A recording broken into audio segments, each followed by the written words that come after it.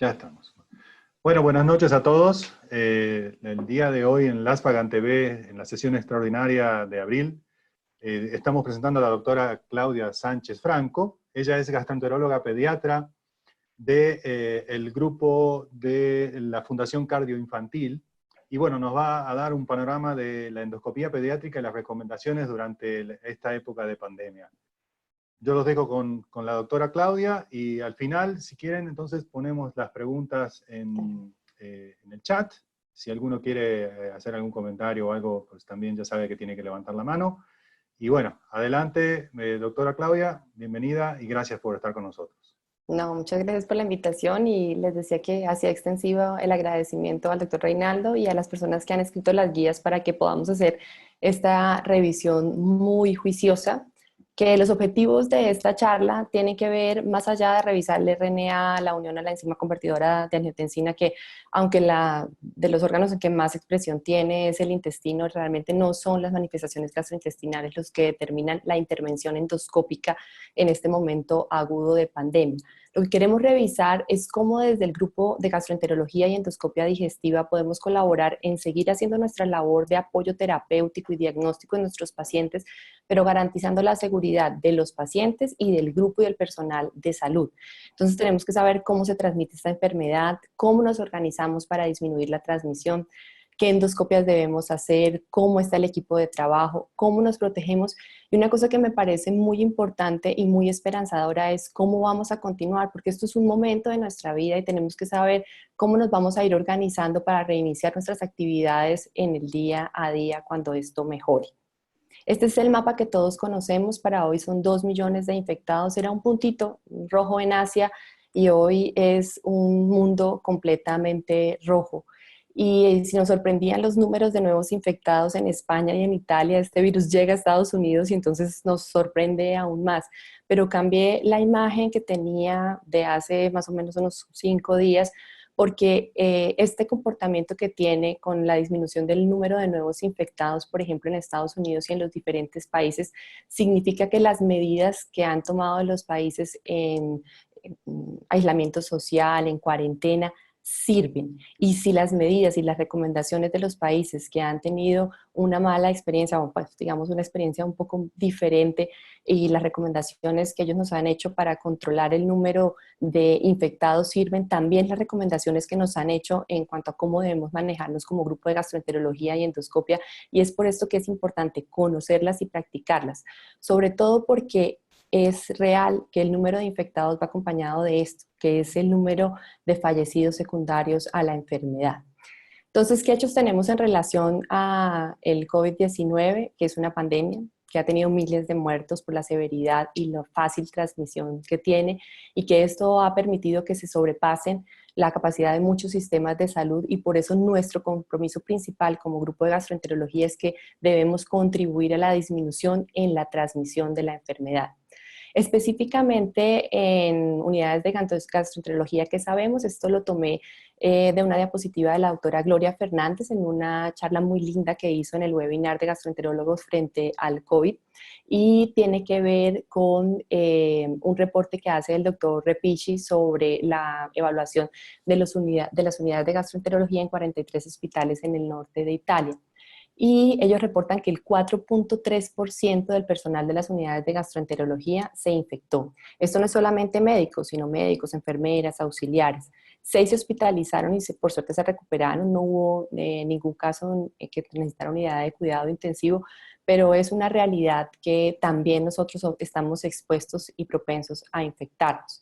Así que nuestro propósito tiene que ser cumplir con nuestra labor, pero disminuir la posibilidad de transmisión, tanto en nuestros pacientes como en el personal de salud, no solo médicos, sino el personal de apoyo.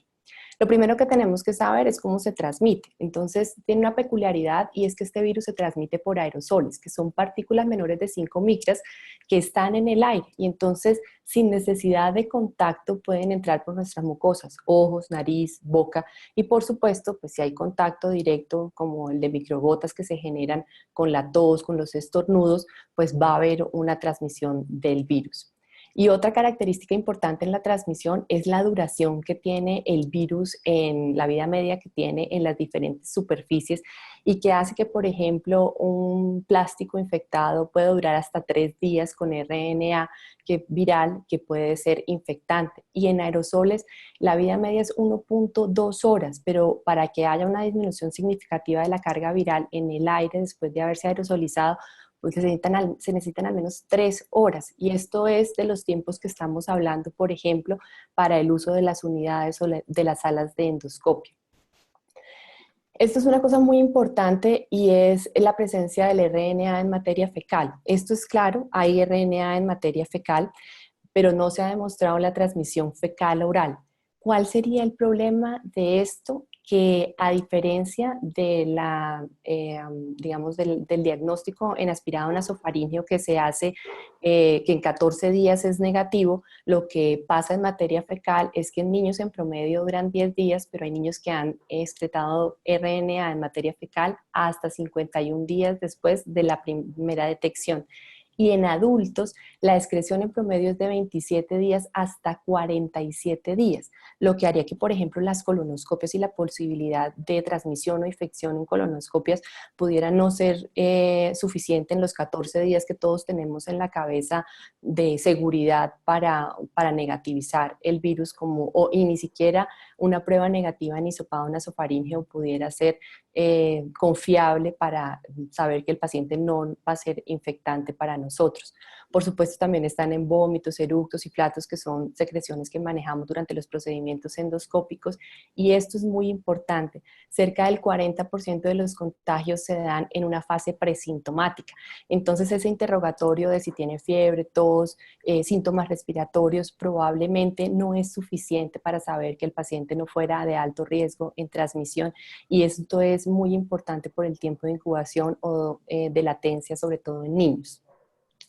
Que también es cierto, sabemos que la endoscopia digestiva ha sido catalogada como un procedimiento generador de aerosoles y de alto riesgo de transmisión. Esta es la declaración de la Asociación Médica de Cuidado Crítico, pero está basada en una revisión sistemática del Dr. Kane, junto con los otros procedimientos que nosotros sabemos también son de alto riesgo. Así que como un hecho, tenemos que los procedimientos endoscópicos son potencialmente infectantes desde el paciente al personal de salud, pero también para los pacientes que no estuvieran infectados y vinieran a un hospital donde se están manejando pacientes COVID, donde nosotros como médicos hemos manejado pacientes COVID positivos, y al incluirlos o al hacerles un procedimiento pudieran ponerse en contacto y ser infectados. De hecho, una de las recomendaciones en este momento es que los consentimientos informados deberían incluir el riesgo de transmisión de COVID adicional a los otros riesgos que se incluyen en los consentimientos informados. Pero tenemos mucho que hacer para que esto no pase. Y lo que yo les propongo es que nos organicemos en 4 líneas de acción. ¿Cuáles son? Primero, vamos a escoger muy bien los procedimientos que vamos a hacer. Segundo, vamos a organizarnos como equipo y vamos a organizar nuestra área de trabajo para disminuir el riesgo de transmisión. La tercera cosa que hay que hacer es determinar cuál es el riesgo en el momento en que se va a hacer el procedimiento de que haya una transmisión del virus. Este riesgo se determina en un riesgo del paciente y en un riesgo del procedimiento. Y luego vamos, de acuerdo al riesgo, a elegir cuál es el mejor equipo de protección personal que debemos utilizar, y vamos a ver cuál es la manera adecuada de utilizarlo. Específicamente en cuanto a los procedimientos endoscópicos para la pandemia, se han clasificado los procedimientos en 3 grupos: urgentes, semiurgentes y electivos. Los urgentes son las hemorragias gastrointestinales que tienen inestabilidad hemodinámica y requerimos entrar a hacer terapéutica, la sepsis de origen biliar que requiere CEPRE, los cuerpos extraños que necesitan ser retirados, la obstrucción del tracto gastrointestinal y garantizar una vía de alimentación enteral. Semiurgentes es la alta sospecha de cáncer. Ustedes dirán, bueno, pero nosotros no tenemos mucho cáncer esofágico, ni tampoco gástrico, ni colónico, como que eso no nos toca mucho, pero fíjense que nosotros en los sitios que tenemos trasplante, uno de los sitios que tenemos de linfoma post-trasplante de PTLD es el tracto gastrointestinal. Entonces sí que tenemos pacientes que tenemos que aclarar el diagnóstico, pacientes que se les hace enteroscopia para el sangrado oculto, y pacientes con obstrucción biliar que no tienen una colangitis establecida. Y el grupo de electivas son todos estos procedimientos que nosotros hacemos, en general son los que generamos desde consulta externa. Entonces son los procedimientos para diagnóstico, seguimiento y vigilancia de enfermedad inflamatoria, terapéutica de resección de pólipos, dilataciones de acalasia, atresia de vía biliar y dilataciones de vía biliar. ¿Cuál es la recomendación en este momento en que en la mayoría de países tenemos un crecimiento exponencial de los nuevos infectados? Solo debemos hacer las endoscopias de urgencia. Esto es, entonces lo repasamos: hemorragia gastrointestinal, retiro de cuerpos extraños, porque este es un caso de nuestro hospital. Esta es la lesión que produce este crucifijo en el esófago del niño 36 horas después. Obstrucciones del tracto gastrointestinal, claro, es muy importante. Fíjense, este caso también es de nuestro hospital, una niña con un pseudoquiste pancreático que no toleraba nada de vía oral, ni siquiera dieta líquida, así que tuvimos que hacer un drenaje transgástrico guiado por tomografía. Entonces, sí son casos que nosotros tenemos en el día a día y a los que nos podemos ver enfrentados durante el momento de la pandemia. Yo sé que hay, esto es una recomendación que hizo la doctora Gloria Fernández, me parece muy importante llamar la atención en esto, que puede haber una presión desde los grupos directivos en cuanto a que la reducción del programa endoscópico también representa o va a tener un impacto económico como lo ha tenido en muchos sectores de la economía. Pero aquí quiero que vean, hay un reporte de Teherán, en Irán. Ellos reportan 4 pacientes que llevaron a cirugía electiva y tenían infección por COVID o se infectaron en el transoperatorio, de los cuales 3 fallecieron. Entonces, claro, porque piensan ellos que el estrés quirúrgico, anestésico, puede terminar una respuesta más severa hacia la infección y un desenlace que no sea tan bueno. Así que en este momento, desde disminuir la circulación y el riesgo de infección de nuestros pacientes y del mismo equipo de trabajo, la recomendación es hacer solo las endoscopias de urgencia. Ya vamos a ver qué va a pasar cuando cambie la situación de la pandemia en nuestro país, cómo nos vamos a manejar, pero por ahora la limitación a esa endoscopia de urgencia. La segunda línea de trabajo es cómo nos vamos a organizar como equipo, y todos ustedes trabajan en unidades de endoscopia muy importantes que han sido habilitadas y acreditadas en calidad, así que esto no va a cómo se organiza una sala de endoscopia, sino a qué cambios debemos hacer durante la pandemia en nuestro equipo de trabajo. Entonces, la primera cosa que debemos hacer es instruir al personal en relación a que si tienen síntomas respiratorios que sugieran infección por COVID, no deben asistir y deben acudir a su servicio de salud para que les digan cómo deben manejarse. Importantísimo que las pausas activas que de pronto todos estamos manejando en salud integral, en este momento deben ser direccionadas hacia el lavado de manos. Cada 3 horas el personal de salud, secretarias, auxiliares, médicos deben ir a lavar sus manos. Todo personal debe usar mascarilla, y esto es muy importante porque en la infección de SARS-1 en el 2003, del 20% de personal médico o el personal asistencial que se infectó, 8% era personal de apoyo administrativo, porque tal vez eran los que menos pensábamos que tenían exposición al paciente y fueron los que menos cuidaron. Entonces todo el personal debe usar mascarilla. Y esto es muy importante. Yo no quiero pasar por sobre las reglas de cada país o de cada institución. Estamos hablando de las recomendaciones internacionales y del cuidado integral de todo el equipo de trabajo. La otra recomendación es asegurar un lugar para el cambio de personal. Vamos a ver que tenemos que tener 2 trajes, uno para desplazarnos al hospital y otro para estar dentro del hospital. Y esto es para disminuir el riesgo de infección, por ejemplo, en nuestra familia. Entonces es importante que tengamos y adjudiquemos un lugar para el cambio del personal. Y ojalá en el sitio de gastroenterología tengamos una sala de presión negativa que permita hacer los pacientes COVID. Si ustedes tienen una sala que tiene presión negativa, esta debe ser la adjudicada a los pacientes COVID. Una sala de presión negativa es esto: es una sala que tiene un filtro de aire EPA que permite un recambio entre 12 y 15 veces de todo el aire de la sala, y la pasa teniendo un suministro de aire fijo, pasa este aire que absorbe la unidad de aire por un filtro EPA, y este filtro, después de pasar por el filtro, va al sistema de comunicación de aire común, pero este filtro ha permitido que todos estos microorganismos en aerosol no pasen al aire de toda la institución. Específicamente cuando tenemos un paciente COVID positivo, ¿qué deberíamos hacer? Si el paciente está en la unidad de cuidado intensivo, la endoscopia se debe hacer en la unidad de cuidado intensivo. Si esto no se puede por la complejidad del procedimiento, vamos a pedir una sala de cirugía. Y si esto no es una opción, pues vamos a tener que hacerlo en nuestra sala de procedimientos de gastroenterología.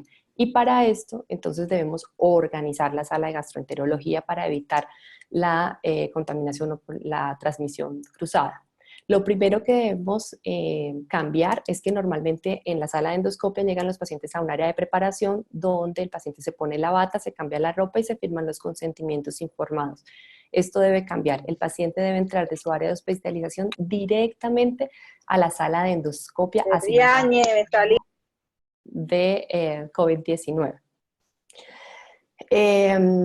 Y en esta área se va a listar el paciente y se van a firmar los consentimientos informados. Es importante también que esta sala asignada para COVID, si es una área, puede ser una sala de presión negativa, si no la hay, que ya la explicamos, pues se hará una sala que tenga se escogerá la sala que tiene mejor ventilación. Y esta sala debe tener un área dentro de la sala de endoscopia para la colocación del equipo de protección personal y una mesa fuera del área con una batea o con un recipiente plástico en el cual se van a poner la parte del equipo de protección personal que es reutilizable y, después de un proceso de desinfección. El equipo, esto es muy importante y es en la organización de los equipos.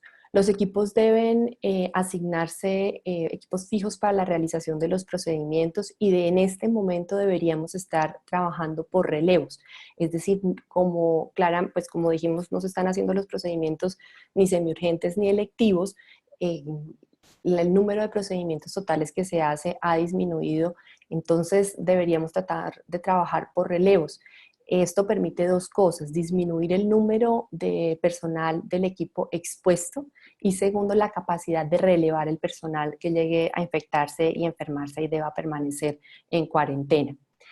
Y la otra cosa que es muy importante, muchos trabajamos en hospitales universitarios que tienen personal en entrenamiento. En este momento, dado que el personal en entrenamiento requiere igual que esté presente el docente, no solo aumentan el número de personas expuestas, sino que aumenta el número de recursos en equipos de protección personal. Por ahora no está recomendado que el personal de entrenamiento, residentes o fellow estén dentro de los procedimientos de endoscopia. Debe realizarlos el docente o la persona que tiene más entrenamiento. Es importante insistir en trabajar en puertas cerradas. Si nosotros estamos en un área de presión, en una sala de presión negativa y abrimos la puerta, se perdió la presión negativa. Pero si, aún peor, no estamos en un área de presión negativa y está aerosolizándose y se abre la puerta, la contaminación no es solo de la sala, sino también del pasillo. Esto es muy importante porque todos hemos dicho, no, pues sí, nosotros siempre trabajamos a puerta cerrada, pero pasa mucho que de pronto la enfermera en la tercera endoscopia, ay, la pinza la tengo que ir a traer, y como estamos en un área de endoscopia que es tan cerca como ir a la sala de al lado, la auxiliar sale y lo trae sin ningún problema, no se puede, si estamos haciendo un COVID y estamos aerosolizando, que se abran las puertas. Así que tenemos que garantizar que desde el inicio del procedimiento tenemos todos los instrumentos. Esto parece obvio, siempre lo hemos dicho, pero es muy, muy importante hacer una lista de chequeo desde al inicio del procedimiento. El paciente debe recuperarse en sala. No se puede utilizar la sala de recuperación para el paciente COVID-19. Él tiene que ir directamente de la sala a su área de hospitalización. Y es muy importante, si estamos utilizando una sala de presión negativa, después de hacer una desinfección completa de la sala, hay que esperar 30 minutos para poder empezar el nuevo procedimiento.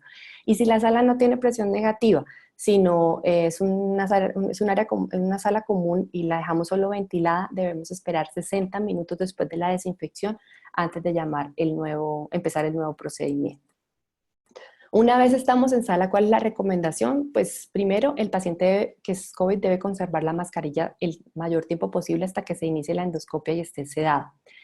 Esto, si el anestesista define o el médico de sedación define, el anestesiólogo define que el paciente que tiene que ir intubado, para la intubación, el endoscopista y la auxiliar de endoscopia no deben estar en sala. ¿Por qué? Porque la intubación y la endoscopia son dos procedimientos que generan aerosoles. No hay necesidad que el personal de endoscopia esté expuesto a los dos procedimientos y a una doble pues, exposición a aerosol. Entonces, el personal de endoscopia espera afuera mientras se intuba al paciente y en ese momento entra a la sala de endoscopia. Hay que evitar el uso de cánulas nasales porque produce más aerosoles. Idealmente utilizar una máscara para el flujo de aire sin el micronebulizador, por supuesto. Y en lo posible deberíamos tratar de trabajar por el orificio. Esto es muy difícil, yo creo que lo he hecho 2 veces, se puede, pero complica mucho la realización de la endoscopia, pero les voy a mostrar más adelante una foto en la que la utilización realmente de la máscara lo que intenta en salas que no son de presión negativa es disminuir la cantidad de aerosoles en toda la sala. Otra recomendación es que nosotros probemos el endoscopio afuera, pero apaguemos la bomba de infusión en el momento en que vamos a entrar y solo la volvemos a prender cuando ya estamos en esófago. La luz va prendida todo el tiempo, así que vamos viendo por dónde vamos, pero solo encendemos la bomba porque a veces es inevitable tener el dedo en el botón de insuflación y si estamos insuflando en el momento de ingresar al esófago, vamos a aerosolizar también en vía aérea. Y por supuesto, al terminar hay que limpiar las superficies. Esta es una recomendación que les se hace en las guías y que les hacemos desde la experiencia personal, y es que hay que mantenerse trabajando en equipo. Esto que estamos haciendo hoy, reunidos nosotros a pesar de la distancia, de la hora y de las cuarentenas, pensando cómo podemos protegernos y cómo revisamos la mejor evidencia, tienen que hacerlo también con sus grupos de trabajo. Nosotros hacemos unas videoconferencias para la revista asistencial y esto permite que las personas que están en casa, que son el equipo de relevo, conozcan a los pacientes que estamos manejando, sepa la experiencia que estamos teniendo en el uso de equipos de protección personal, en la realización de las endoscopias, y es la forma de mantener el trabajo en equipo aún en la distancia. Hablando específicamente de protección personal, es muy importante entender que cuando nosotros nos protegemos, no nos protegemos solamente como personas de la infección, sino también estamos protegiendo a la comunidad y por supuesto a nuestra familia. Así que bien vale la pena hacer todo el esfuerzo para tratar de hacerlo de la mejor manera. Y la mayor preocupación que hemos tenido, o pues que tiene todo el equipo médico, no solamente en Latinoamérica, sino en el mundo, es si nos va a alcanzar los equipos de protección personal. Y esto es muy importante y es una duda muy válida, pero también es muy importante entender que la protección no empieza solamente desde tener un N95 o un traje de bioprotección. La protección empieza desde cómo me organizo yo para ir a trabajar y disminuir el riesgo de llevar y traer o de tener fomites que faciliten la transmisión de la infección. Entonces es muy importante que al salir de casa no llevamos anillos, nos llevamos collares, nos llevamos joyas, utilizamos el cabello corto o recogido de tal forma que tenga la menor cantidad de exposición y que sea muy sencillo utilizar, por ejemplo, el gorro para ponerlo y quitarlo y no tener que estar tocando la cara para introducir, por ejemplo, cabello en el gorro. No se puede utilizar la barba porque no permite una adecuada fijación del N95. Es importante llevar 2 cambios de ropa. Decíamos desde el inicio que debemos tener una ropa para ir al hospital, otra para circular dentro del hospital y la que nos permite pues el traslado a casa. También un par de zapatos para la circulación intrahospitalaria y otro para el traslado. Y muy importante, debe ser diferente de la que utilizamos dentro de casa. Una recomendación muy linda es evitar utilizar zapatos con cordones, porque si nos pusimos todo el traje de protección personal y se me desamarró el cordón, ¿quién me va a amarrar? Tengo el riesgo de caerme, pero además de que en un ambiente aerosolizado los cordones están recogiendo todo el virus y son un fomite muy importante. Los celulares están recomendados utilizarlos en bolsas Ziploc o películas transparentes, pero es muy importante que traten de llevar la menor cantidad de cosas a la cara. Entonces no utilicen las manos libres porque indudablemente van a tener que quitárselos y ponérselos y esto hace que toquen su rostro. Y la otra recomendación es que en los hospitales, en la mayoría de hospitales todavía se utilizan muchos teléfonos que tienen auricular para comunicarse con las diferentes dependencias, farmacia, laboratorio. Cuando los utilicen, pongan el altavoz, no se lleven un auricular que todo el mundo está poniendo en su rostro, ustedes también al rostro suyo, porque es equivalente a estarle dando eso en el rostro a otra persona. Y esto es muy importante, los médicos no estamos acostumbrados a limpiar nuestra superficie de trabajo y en este momento es nuestra responsabilidad. Hay una señora que lo limpia 3 veces muy bien, pero independiente de esto, y justo antes de sentarme a hacer el informe de la endoscopia, justo antes de sentarme a hacer la nota del paciente, debo tomar un pañito con alcohol y limpiar el tablero, limpiar el computador, limpiar el teclado, el mouse y sobre todo la superficie de trabajo donde apoyo mi celular, donde pongo las manos y la que tiene contacto con mi ropa. Al terminar la jornada de trabajo, recordar cambiarse, hay que bañarse, esto es importante, sí, todos no se bañan, pero si ustedes han tenido un contacto directo con un paciente COVID, por ejemplo, el baño debe ser dentro del hospital. Y cuando lleguen a casa hay que hacer un segundo baño por el recorrido y el riesgo de contaminación durante el recorrido. Entonces los hospitales deben contar con sitios donde el personal pueda bañarse y cambiarse dentro del hospital. Lo que hizo, por ejemplo, la Fundación Carta Infantil fue adaptar el gimnasio que tenía para que fuese el sitio de cambio de los médicos anestesiólogos, intensivistas, endoscopistas que tenían contacto, enfermeras que tenían contacto directo con pacientes COVID positivo. Y cuando lleguen a casa hay que limpiar las llaves, el celular y cambiar la ropa. Esta es una de las cosas más importantes que quiero resaltar, y es que el virus no entra por piel sana ni a través de la ropa. El virus entra por las mucosas expuestas, y estos son nuestros ojos, nariz y boca. Son las mucosas que tenemos expuestas. Entonces es muy importante que todos los equipos de protección personal lo que pretenden es disminuir la carga de virus que pueden quedar en la ropa, el pantalón, la camiseta, el cuello, que ustedes pueden tocar con sus manos porque es un movimiento involuntario, tocarse las piernas, los brazos y después llevarlos a la cara. Entonces, si ustedes no tocan su rostro, si no se han justamente lavado las manos antes de hacerlo, van a disminuir mucho la posibilidad de infección. Y quiero traer en esto, porque ustedes dicen, bueno, la higiene de manos, todo el mundo dice, Claudia, ¿por qué lo habla acá? Porque fíjense que en la epidemia de SARS del 2003, el 20% de todos los infectados era el 5% médicos, el 5% de los infectados, o sea, del 5% de los médicos que se infectaron, todos, absolutamente todos, 100% utilizaban N95, pero solo tenían adherencia al lavado de manos el 73%. Es decir, ustedes se pueden poner todo el equipo de protección personal, pero si no se lavan las manos, igual se pueden infectar. Entonces es muy importante entender que además de los 5 momentos de la Organización Mundial de la Salud, ustedes tienen que lavarse las manos antes de tocarse la cara, antes de ponerse el equipo de protección personal y sobre todo en cada paso para quitarse el equipo de protección personal. Esto disminuye mucho el riesgo de infección. La tercera línea de trabajo, determinar el riesgo de transmisión. Entonces todos conocemos los síntomas que tienen los adultos. Hay cosas específicas en los niños que es importante hablar. Puede ser que se infecten menos, hay una incidencia de 2.4%, o sea, el total de infectados solo 2.4% son niños, menos del 1% son menores de 10 años, así que es menos probable que nosotros veamos niños que requieran endoscopia y sean COVID positivos que lo que tienen los adultos. El contacto es menor, de 745 niños que tuvieron contacto directo con pacientes COVID positivos, solamente se infectó 1.3 contra 3.5 de 3.174 adultos infectados. Entonces, claramente es menor. Esto no es un estudio que tenga pues un análisis estadístico mejor que el que les estoy presentando, es totalmente descriptivo, pero parece que los niños se infectan en una tasa menor que los adultos. Sin embargo, ¿cuál es el problema? Que decíamos que el 40% de las infecciones se hacen en la fase presintomática, y en los niños el periodo de incubación es mayor que en los adultos. Entonces, si es 5.4 en adultos, en niños es 6.5, y si es hasta 14 días en adultos, en niños es hasta 19 días. Es más probable que tengamos un niño completamente asintomático, que tenga la infección activa y que pueda ser infectante en un procedimiento endoscópico que un adulto. Tienen síntomas leves son asintomáticos en un 15% y síntomas leves en un 50%, lo cual puede pasar incluso desapercibido por los padres para referirnos como un síntoma que nos sugiriera infección al momento de decidir el riesgo de nuestro paciente para hacer una endoscopia.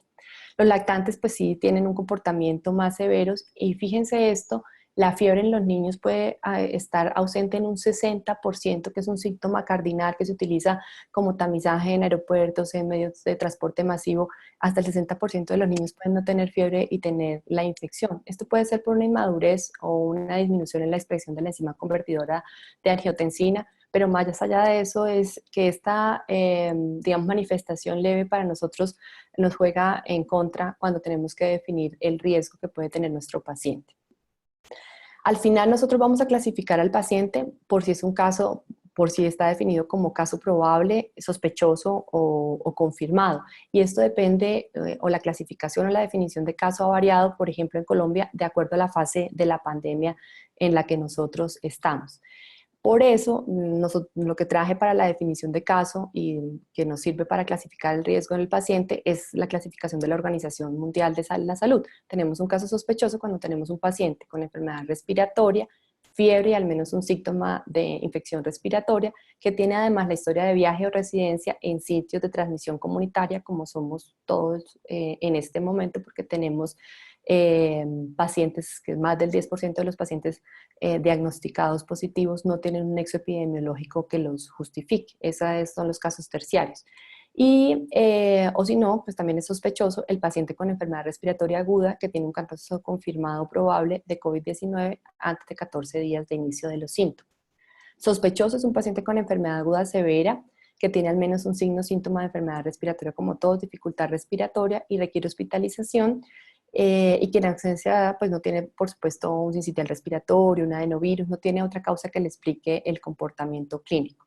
Probable es todo caso sospechoso que tiene un test inconcluso, que no se le puede hacer el test porque no hay disponible, y confirmado, perdón, aquel paciente que tiene un laboratorio que molecular o en forma genómica confirme la infección.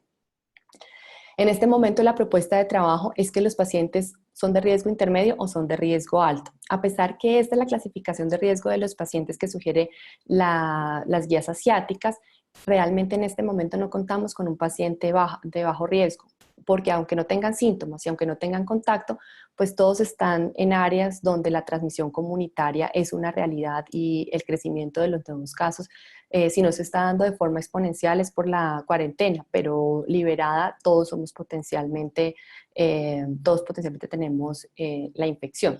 Así que vamos a trabajar con que nuestros pacientes en este momento de crecimiento de la pandemia tienen un riesgo intermedio o un riesgo alto cuando son probables, sospechosos o confirmados. Este intermedio es que no tiene síntomas, no tiene contacto, pero solo por estar en zonas de alta transmisión ya representa un riesgo intermedio para nosotros. Determinado el riesgo del paciente, tengo que empezar a hablar de cuál es el riesgo de los procedimientos que vamos a hacer. Entonces, toda endoscopia digestiva alta genera aerosoles, y no solamente la endoscopia como endoscopia, sino toda la vía alta. Entonces, voy a hacer una CEPRE, voy a hacer una ecoendoscopia por vía alta, es generadora de aerosoles. Y esta era pues la clasificación que teníamos hasta ayer de los riesgos de los procedimientos. La colonoscopia era clasificada como un riesgo intermedio o no de alto riesgo. Sin embargo, la recomendación que hace ayer la Sociedad Interamericana de Endoscopia Digestiva es que la colonoscopia se incluya como un procedimiento de alto riesgo, aunque no sea determinada generadora de aerosoles. Esto, digamos, tiene una implicación en la charla que tenía montada y en la recomendación que les iba a dar, no mentiras, pero tiene implicación en que la colonoscopia, al estar de alto riesgo, implica un equipo de protección diferente, pero esto tiene que socializarse porque no es la primera guía que incluye la colonoscopia como alto riesgo. Ya sabiendo cómo clasificamos el riesgo de los pacientes y el riesgo de los procedimientos, tenemos que ver cuáles son los equipos de protección personal que tenemos que utilizar. Estas cosas estoy segura que ustedes las han visto mucho, las han investigado, muchos de ustedes las han comprado. Quiero hacer una cosa muy especial en relación a las monogafas y a la diferencia que tienen con las gafas que utilizamos habitualmente. Estas monogafas tienen un sistema de ventilación indirecta, es decir, son gafas que sellan toda el área ocular y no deben tener orificios que permitan el ingreso de aerosoles. El tapabocas N95 todos lo conocen, una careta de protección que extiende la protección de las gafas y del tapabocas hacia el área del cuello, y un traje de bioprotección que es enterizo. Y vamos a ver cómo utilizamos estos elementos en las diferentes endoscopias. Esta es la propuesta que se hace de protección. Nosotros clasificamos el procedimiento como de riesgo intermedio, por ejemplo, hasta ayer las colonoscopias, y el paciente de riesgo intermedio, es decir, un paciente sin síntomas, sin contacto con COVID, pero que viene de una zona de alta transmisión. Deberíamos utilizar gorro, guantes, las gafas para evitar antifluido, la careta, la máscara quirúrgica convencional, una bata antifluido y las polainas. Si el procedimiento es una endoscopia digestiva alta, generadora de aerosoles, o es la vía para una CEPRE o para una econdoscopía, debemos utilizar el gorro, doble par de guantes, cambiamos las gafas antifluido por las monogafas, la careta igual, cambiamos la mascarilla quirúrgica por un N95, la bata antifluido y las polainas. Si el paciente es confirmado COVID, es el rojo que veíamos en la anterior diapositiva, alto riesgo, y acá utilizamos el gorro, doble par de guantes, monogafas, careta, también el N95, y acá es donde cambia a utilizar el traje de bioprotección, la bata antifluida y un peto desechable de plástico y las polainas. Es muy importante que estas son las recomendaciones que nosotros hacemos desde las recomendaciones mundiales. Digamos que cada persona puede tener un interés de decir, no, yo quiero estar 100% protegido y yo preferiría llegar con el traje de bioprotección desde que piso el hospital. Pero también tienen que entender que el uso de elementos de protección en áreas indebidas y de manera inadecuada puede aumentar el riesgo de infección por la falsa sensación de estar protegido cuando no, por limitar, por ejemplo, el lavado de manos o por aumentar la necesidad de ajustarse gafas y tocar su rostro cuando no lo necesitan. Entonces es muy importante que ustedes escojan el equipo para la realización de los procedimientos y no utilicen los trajes, por ejemplo, un traje de bioprotección o unas monogafas fuera de las áreas que conviene para ver los pacientes COVID porque van a aumentar el riesgo de infección. La otra recomendación es que esta organización no la hagan, no escojan ustedes en el momento que van a empezar la endoscopia, bueno, entonces necesito un tapabocas, un N95.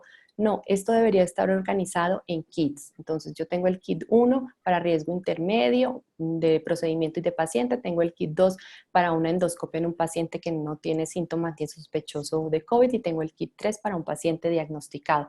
De tal suerte que la preocupación de ustedes en el momento en que van a ponerse el equipo de protección personal es ponérselo bien, quitárselo bien y no tener que estar pensando si es un N95, si es una mascarilla, porque ya al definir ustedes el riesgo, trajeron el kit que era y en el momento en que se van a empezar a vestir, tienen todo listo y no van a cometer errores en que escogieron mal las gafas o no se pusieron la careta o escogieron mal la mascarilla que deben utilizar. Y la otra cosa muy importante, la adecuada colocación y retiro del material, porque en los reportes hasta un 90% de errores en la colocación y retiro del material de protección personal. Y esto es fundamental porque si ustedes se equivocan cuando se lo ponen, pues se van a transmitir ustedes directamente el virus. Entonces es muy importante esto de practicar, ensayar y al final actuar. Pero sobre todo mi recomendación es que como no van a tener 10 N95 para utilizarlos en el ensayo, practiquen con las cosas que ustedes tienen, pero cuando finalmente tengan que enfrentarse a ponerse y quitarse el traje de protección personal, lo hagan con mucha paciencia y tomándose el tiempo que requieren. Estos son los pasos para ponérselo. La otra recomendación es que esto debe estar escrito y no confíen en su memoria. Lean lo que tienen que hacer y vayan haciendo paso por paso en la medida que lo van leyendo. Entonces, para ponerse el traje, lo primero es que se higienizan las manos, se ponen el gorro, se higienizan las manos, se ponen la bata. En nuestra institución, para no tener la necesidad de que alguien nos amarre la bata, estamos utilizando trajes, batas con velcro, que nos permiten ponérnoslas solos y quitárnoslas jalándolas sin necesidad de hacer este movimiento, que lo que hace este movimiento, sobre todo al momento del retiro, es que áreas que están aerosolizadas, como los brazos, al llevarlas atrás para desamarrarse, tienen más riesgo de contacto con su rostro, que es lo que hemos dicho que más debe protegerse. Entonces, ojalá fueran con velcro. Después de ponerse la bata, se pone el tapabocas que han escogido según el kit que van a utilizar, las gafas o monogafas y luego el segundo par de guantes. Este Talk Endoscopy es un conjunto de videos que son muy sencillos de ver, explican de una manera muy clara, se los recomiendo mucho para hacer para que ustedes como que se queden en el cómo ponerse y quitarse el traje. Esto es muy importante estudiarlo y repasarlo y practicarlo. Para quitarse el traje, lo primero que hay que hacer es higienizarse las manos, remover la bata, ojalá un segundo operador si es de hilo, si está abrochada y no es de velcro, se higienizan las manos, remueven el primer par de guantes. Esto es muy importante. La remoción o cómo se quitan ustedes el traje de protección personal depende del ámbito donde ustedes estén quitándose. Para la endoscopia alta, donde decimos que se generaron aerosoles, una parte del traje se quita dentro de la sala de endoscopia y otra se quita afuera. Y esto es diferente, por ejemplo, si ustedes están viendo pacientes COVID en piso, la forma en la que se quita el traje es diferente. Entonces, para endoscopia con producción de aerosoles, hay una parte dentro de la sala y otra parte afuera. Por eso es diferente de lo que pueden encontrar en las guías de organización de la salud, donde dicen que se quite solo un par de guantes, se higienice y hasta el final del retiro de todo el equipo se quite el último par de guantes. Para la endoscopia el procedimiento es diferente. Entonces se higienizan las manos, se remueve la bata, se higienizan las manos con gel, remueven el primer par de guantes, se higienizan las manos, retiran el segundo par de guantes, se higienizan las manos. En ese momento salen de la habitación y tienen que volver a higienizar las manos. ¿Por qué? Porque esas manos tocaron una pared, una puerta que está igual de aerosolizada como estaba la bata que ustedes tenían puestas. Se ponen un par de guantes de manejo, se retiran con esto la careta desde la parte posterior sin tocar el frente, la colocan en la batea que habíamos dicho debe estar a la salida de la sala elegida para hacer los COVID de plástico, donde se depositan los elementos de reuso que son básicamente la careta y las monogafas. Se higienizan las manos, se retira la mascarilla y el tapabocas, el último par de guantes y ahí la higiene de manos recomendada es el lavado de manos. Esta es una tabla que les recomiendo, debería imprimirse y tenerse en el sitio de retiro para ir leyendo y haciendo paso a paso. Debe estar una pegada dentro del área de la sala de endoscopia y otra fuera del área de endoscopia. Y la última cosa de la que les quiero hablar es que esto lo vamos a superar. Entonces, ¿qué vamos a hacer y cómo vamos a retomar nuestro trabajo? Mientras estamos en un incremento exponencial, lo dijimos, vamos a hacer solamente las endoscopias de urgencia, pero cuando el incremento de los casos sea más lento, y esto nos lo van a dar las autoridades sanitarias de cada país, podemos empezar a hacer las endoscopias semiurgentes y ahí vamos a escoger con nuestro grupo de trabajo cuáles son los pacientes que necesitamos priorizar. Cuando haya una tendencia a la disminución en los casos nuevos, podemos hacer todas las urgentes, todas las semiurgentes y haremos de las selectivas el 50%. Ya les voy a explicar por qué hoy esperamos estar de nuevo en este lugar donde no tengamos casos nuevos y podamos retomar nuestra actividad habitual. Entonces, la organización de los procedimientos a hacer el 50% de las selectivas tiene que ver con que disminuye la cantidad de personas que están circulando en el servicio de endoscopia, que están en sala de preparación y en sala de recuperación. Disminuye, por supuesto, en el caso nuestro que siempre tenemos acompañantes, el número de acompañantes y permite no solamente la adecuada desinfección de la sala, sino el tiempo de 60 minutos y 30 minutos que deberíamos esperar entre paciente y paciente. Otra recomendación cuando empecemos a llamar pacientes que están en su casa para que vengan a hacerse los procedimientos es hacer un tamizaje de síntomas, fiebre, tos, dificultad respiratoria, contacto con COVID. Y aunque el viaje reciente ahora dice, bueno, pero usted me dice que están todos lados rojos, como que qué lugar voy a escoger, la realidad es que, por ejemplo, en Asia está disminuyendo el número de nuevos infectados, y entonces esos países que eran alto riesgo, probablemente en muy poco tiempo van a ser los de bajo riesgo, y esto del viaje de los sitios de donde viene el paciente va a volver a ser importante. Esta es la clasificación de los pacientes que proponen las guías asiáticas en este momento. Lamentablemente nosotros pues no contamos con pruebas de COVID rápida que nos permitan definir de acuerdo al test de COVID positivo o negativo qué endoscopia le podemos o no hacer al paciente. Pero en el momento en que disminuya el caso de nuevos infectados y tengamos más pruebas disponibles y sobre todo pruebas rápidas, esta puede ser la opción en la cual vamos a escoger cómo hacer los procedimientos. Si el paciente tiene síntomas positivos, pero necesita un procedimiento endoscópico, hacer el test rápido. Si el paciente es positivo y la endoscopia es urgente, tenemos que realizarla con un equipo de alta protección. Si el paciente tiene síntomas positivos, no tenemos el test, el test es negativo, pues lo interpretaremos como un negativo y será cualquier tipo de endoscopia que el paciente necesite, que en este momento de pandemia decimos que solo vamos a hacer las urgentes, por eso esta clasificación no aplica en este momento, pero puede ser la que usemos para cuando vayamos a volver a empezar a hacer nuestro trabajo en un momento en que esté controlada la pandemia. Si el paciente tiene síntomas positivos y no tenemos el test, pero tiene alto riesgo por un contacto o por los síntomas respiratorios que ya ha presentado, solamente le vamos a hacer endoscopia de urgencias y un equipo de protección completo, como el kit 3. Si no tiene síntomas respiratorios, si no tenemos el COVID, tenemos que ponerlo como el riesgo intermedio que estamos determinando en este momento. Solamente le vamos a hacer endoscopia de urgencia y, por supuesto, tenemos que tener un equipo de protección intermedio, un kit 2. Y si no tiene síntomas, tiene bajo riesgo, pues puede ser candidato a cualquiera de las endoscopias que necesite y el equipo de protección será el estándar. Después de la pandemia nos tendremos que ver diferentes, seguro sí, vamos a tener que hacer un montón de trabajo que no estamos haciendo en este momento y para hacerlo vamos a tener que priorizar según la patología del paciente, vamos a tener que adaptar nuevos lugares, hacer nuevos sitios de endoscopia, va a ser muy difícil porque es muy costoso con las normas de acreditación y habilitación a hacer nuevas salas de endoscopia, pero seguramente podemos ampliar lugares para hacer salas de recuperación y preparación que permita que los pacientes, que recibamos más pacientes, pero que no estén concentrados en áreas muy pequeñas.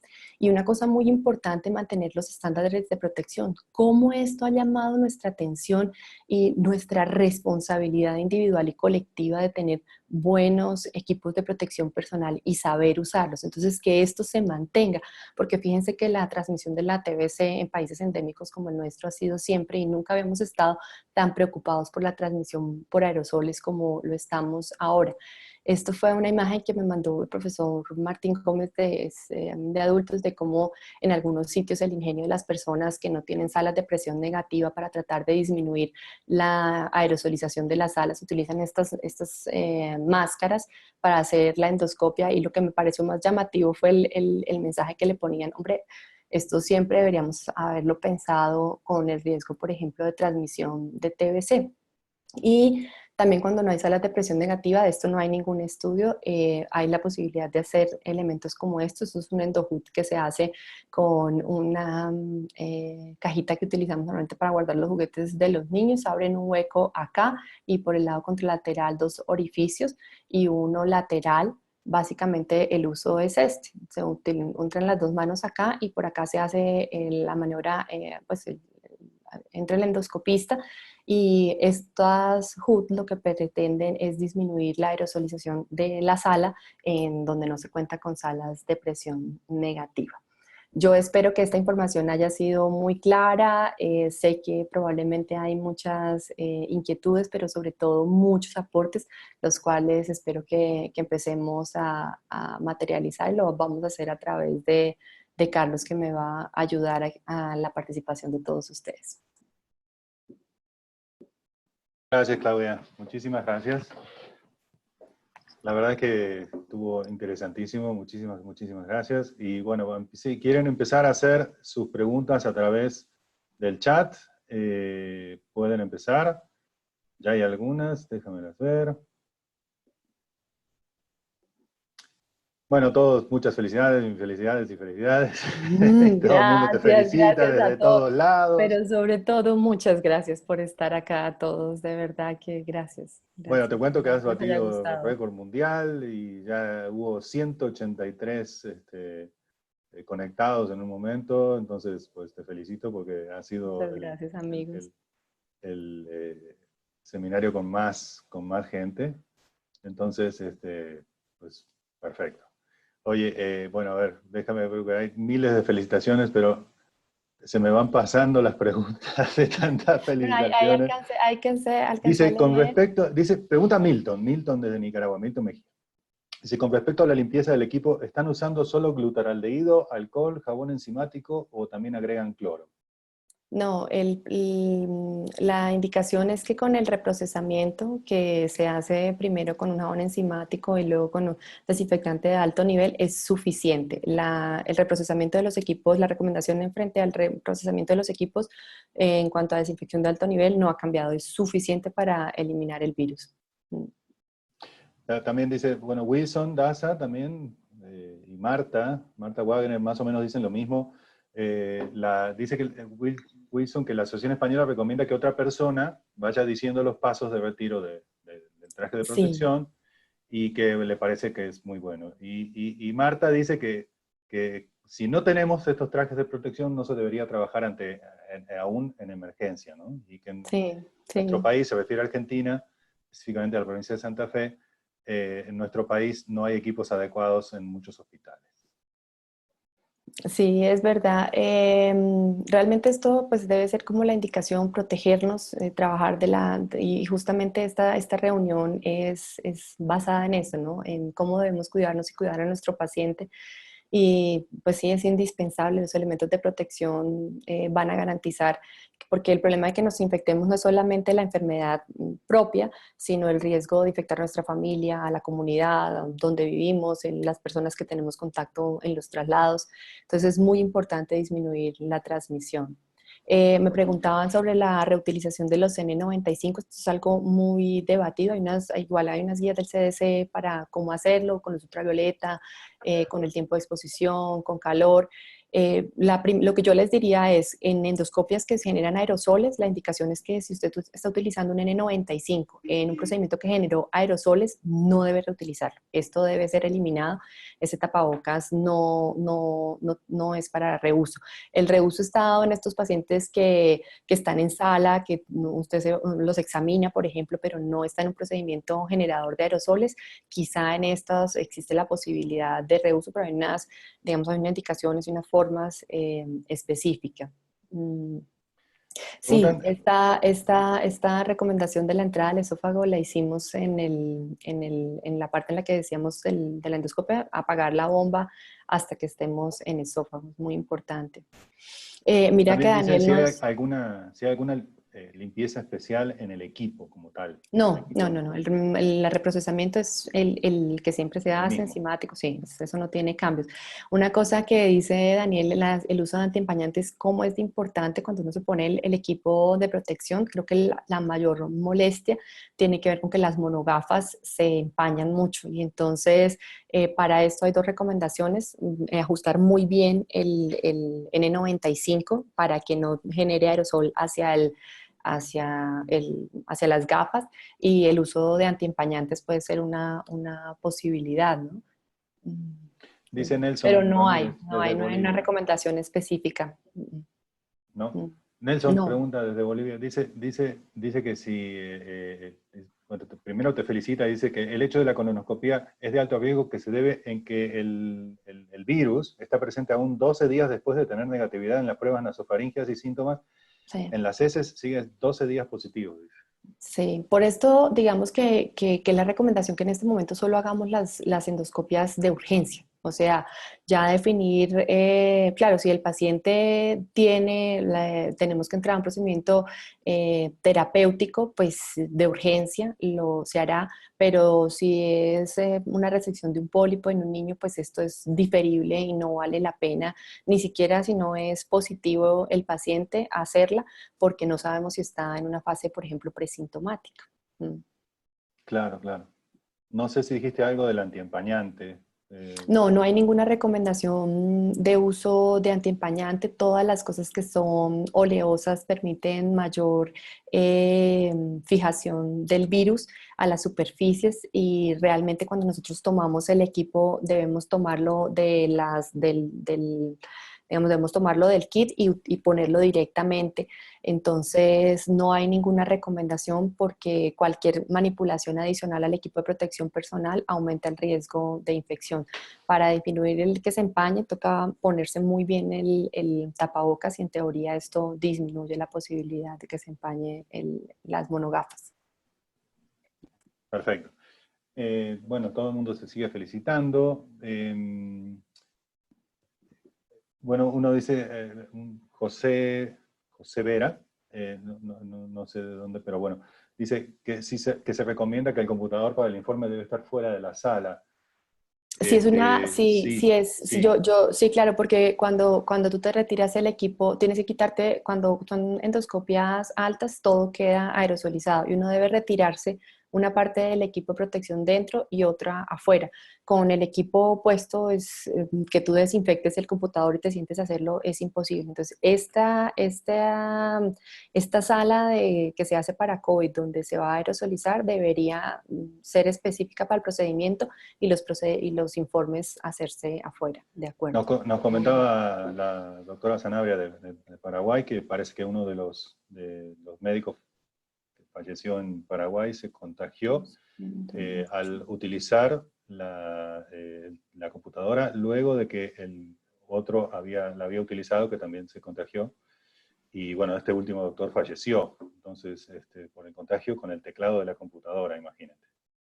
Es muy difícil, ¿no? Establecer el momento o el lugar en el que se contrae la infección cuando se está expuesto de tantas formas, y por eso empezábamos la charla con la protección que se hace o como las medidas de protección que uno debe tener desde que sale de casa y vuelve, porque tenemos que tener mucho cuidado dentro del hospital, pero la verdad es que para la comunidad en general la posibilidad de infección no está en los hospitales, está en su día a día. Por eso la cuarentena y las medidas de desinfección de las cosas que entran a casa, de las cosas que tomamos, el lavado de manos es tan importante, ¿no? La doctora María Aide Núñez, que es de Córdoba, de Argentina, dice que si para reutilizar el barbijo, yo creo que es algo que hacen ellos, que dice que reutilizan los N95, pero se colocan primero un barbijo, un cubrebocas para México, y Es, después encima el N95 y entonces después ya lo retiran y lo no, reutilizan. colocar una mascarilla quirúrgica debajo del N95 hace que el N95 no se pueda adherir de manera adecuada y no protege bien. Lo contrario sí puede pasar si no se va a utilizar el N95 en un área de generadora de aerosoles, cánulas de alto flujo, intubación orotraqueal, endoscopia digestiva alta. Podemos ponernos el N95 y encima una mascarilla que de alguna manera ahorra N95, porque cuando uno la retira, en teoría no está el N95 que tenemos puesto y que nos ha protegido de la aspiración del 95% de las partículas, pues no está en su superficie tampoco aerosolizado ni untado de secreciones orales o estornudos. ¿Mm? No, Pero tal vez hacen como dijiste y yo lo interpreté mal, pero bueno. Sí, pero bueno, lo importante es que primero la N95 y encima va el cubrebocas o el barbijo, ¿verdad? ujú. Sí, sí, sí, exacto. Sí, ahí Bueno, te ya siguen, María Aide lo te puso. siguen.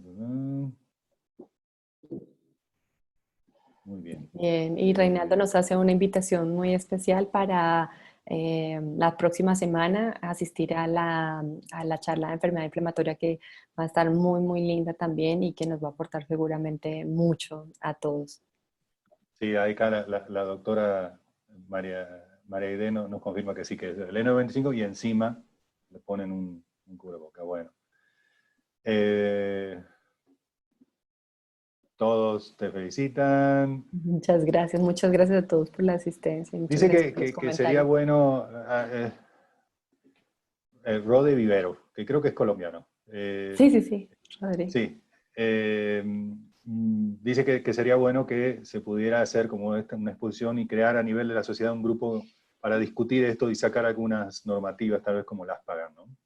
Claro, claro, esto es muy importante. Una de las iniciativas del grupo de endoscopia es llevar esta charla a una infografía muy sencilla, tanto para el uso del equipo de protección personal, escogerlo como los flujogramas de riesgo de paciente, de endoscopia y escoger el equipo de protección personal adecuado para cada situación. Esto en breve lo tendrán disponible también en la página. También habla un poquito de la utilidad de la telemedicina. Bueno, en ese sentido, estamos tratando de a ver si podemos tener una plataforma de telemedicina y que la pueda pagar la industria farmacéutica para los médicos del ASPAGA. Reinaldo, no te lo había dicho, pero estoy en esas tratativas. Muy bien. Así que, Pero sí, primicia, es una, a ver si se puede para que ustedes puedan tener ese beneficio. Entonces, muy bien. sí, sería buenísimo. Vale. Muy bien. Pues creo que ya no hay muchas más, no hay preguntas. Estamos justo Perfecto. sobre las 9. Pues este video va a aparecer ya como siempre en Las Pagan TV dentro de un par de días. Y bueno, ahí lo van a poder disfrutar. La doctora la dejo que se despida de ustedes y pues muchísimas gracias. Bueno, un saludo para todos. Muchísimas gracias por acompañarnos. Muchísimas gracias por los comentarios. Un abrazo para todos y los mejores deseos para lo que viene, y que nos vemos la otra semana para la charla de enfermedad inflamatoria. Muy bien, pues cuídense Gracias, mucho, Carlos. quédense en casa. Así nos vemos todos el mes que viene y nadie falta. Y por supuesto, los esperamos en la próxima práctica ya extraordinaria de Las Pagan TV.